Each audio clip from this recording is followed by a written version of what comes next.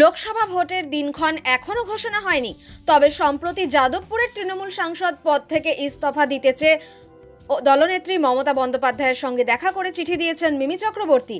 তারপর থেকেই রাজনৈতিক মহলে জল্পনা আসন্ন ভোটে তিনি কি তৃণমূলের প্রার্থী হবেন। তবে রাজনৈতিক এই জল্পনার মধ্যেও মিমি কিন্তু ঠান্ডা মাথায় অভিনয় চালিয়ে যাচ্ছেন। এই মুহূর্তে তিনি শহরে আলাপ ছবির শুটিং করছেন। শুক্রবার এই ছবিতে তার অংশের শুটিং শেষ হয়ে যাওয়ার কথা।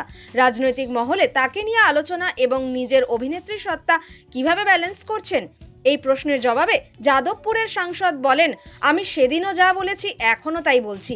এরপর কি হবে সেটা সময় এবং পরিস্থিতির উপর নির্ভর করবে।